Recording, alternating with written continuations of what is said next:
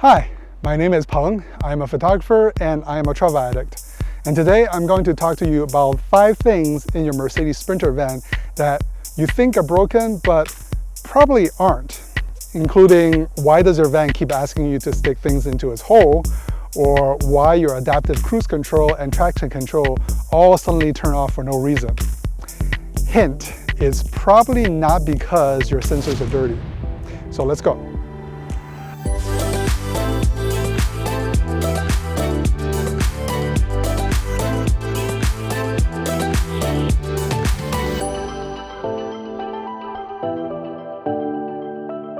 Before we start, I just want to give you a quick update.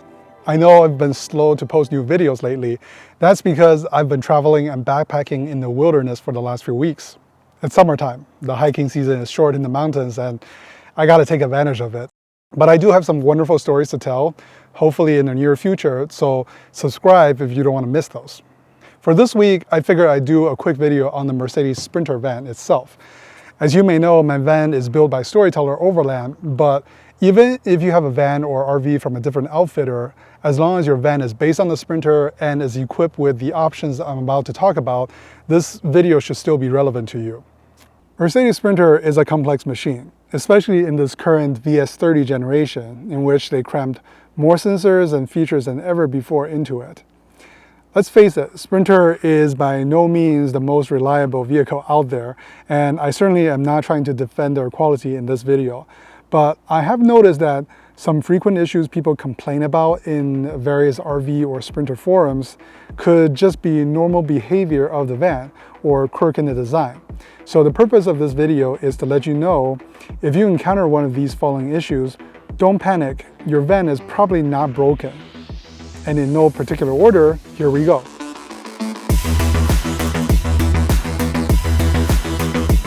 Why does your van keep asking you to put the key in a slot? This is an anti-theft security feature if your van comes with a keyless remote and push-button start option.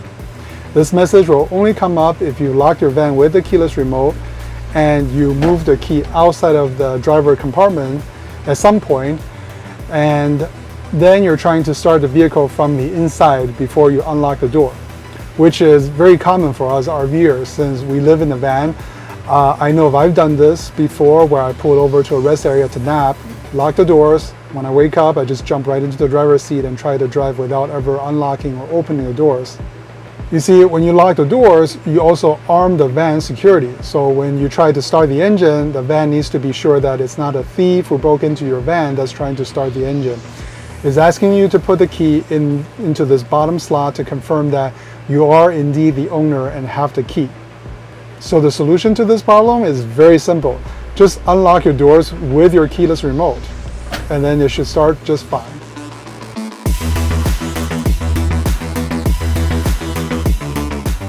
Have you ever had an engine coolant low warning light come on even though your van is brand new and or you just got an oil change done?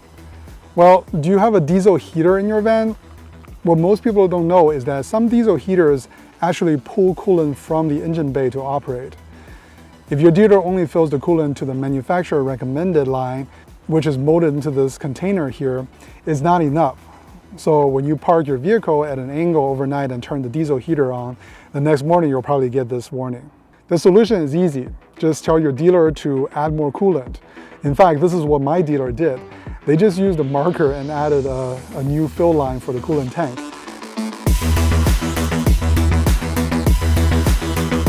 In cold weather, in the morning, when you start driving, you may notice water dripping from this crack. Depending on the condition, there could be an alarming amount of water pouring out of here, especially on turns. This is perfectly normal. Your van is not leaking. It's the condensation buildup because it's bare metal behind this plastic panel, and when that condensation from your breath or shower builds up overnight, it all collects right here. So is it bad design on Mercedes' part? Well, it depends. On one hand, you can say, yes, it's a design flaw. They should have thought of potential condensation buildup. But on the other hand, you can also argue these vans came out of the factory as delivery vans and not as cold weather bedrooms. The RV builders have to insulate the back to make it suitable for living, so it should be the RV builder's responsibility to insulate this part. I don't want to get into that debate. I just want to tell you the solution. You can pull this plastic panel off and stuff some insulation material in there. Now, if you don't want to tear your van apart, then just try to remove as much moisture from your van as you can before you go to bed. Make sure to turn on the fan when you're showering or get a dehumidifier for your van. I haven't personally insulated this part and condensation still builds up here, but it has never caused any issues besides wet floor for me. I do want to point out that there are cases where a leak could be developing around the van antenna seal, which is around here. But in those cases, the water usually gets into the lighting unit itself instead of just water coming out of these cracks. So if you notice water inside your interior lights, that's a more serious issue than condensation, and you should have Mercedes check it out.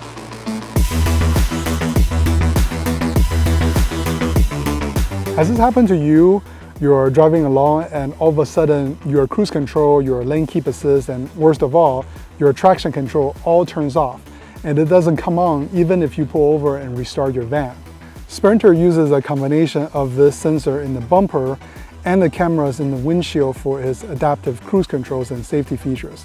These little dots are actually just parking sensors, so they're not related. Truth be told, they're pretty resistant to dirt. As you can see right now, they're pretty much covered in bugs. I've driven in light snowy conditions and they still work fine. It's only in heavy snow and rain that causes it to shut down. So if it's not a dirty sensor, what's happening here? Well, it's probably because of wheel alignment. The adaptive cruise control is very carefully calibrated and it will only work if you have proper wheel alignment. So when the vehicle thinks your wheel alignment is off, it will shut down.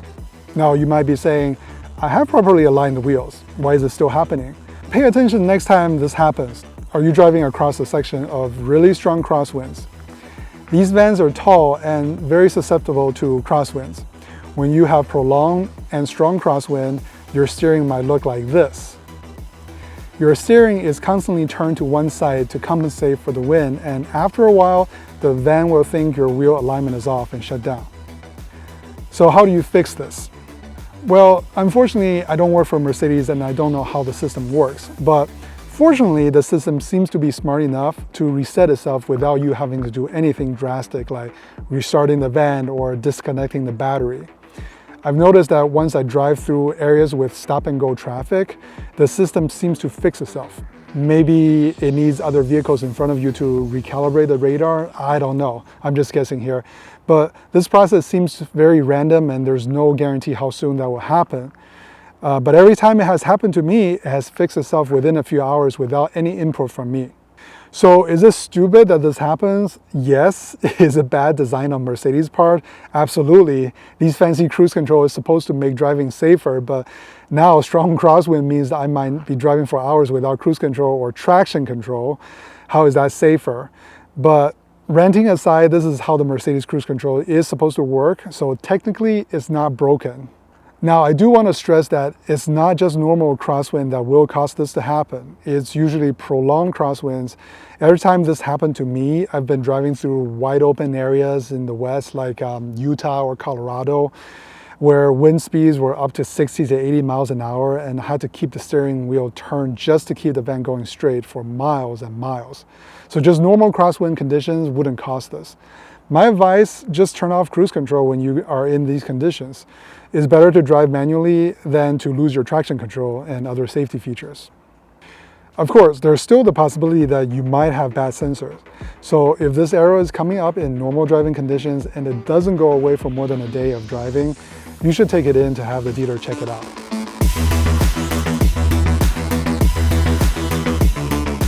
When you back up your van, all of a sudden the van jerks to a stop. This is probably because your van is equipped with cross-traffic alert. When you're backing out of a parking lot, the system is supposed to detect any moving traffic behind you and stop the van to prevent a collision. The trouble is, this system is not perfect. One time I was backing up and the van refused to move because there was an inflatable snow globe decoration in the parking lot. Maybe the snowflake movement was confusing the sensors, I don't know. But this is why I think self-driving cars are a long way off. Anyways, to fix this, All you have to do is go into the settings menu and disable the parking assist feature. So that's it. Those are the 5 things I see people often think are broken in the Mercedes Sprinter, but are indeed just how the van is supposed to behave. I hope this video proves to be useful if any of these scenarios happen to you on the road in the future. Please like and share this if you do find the video useful. Subscribe if you want to see more of my van adventure videos in the future. Thank you, and I'll see you next time.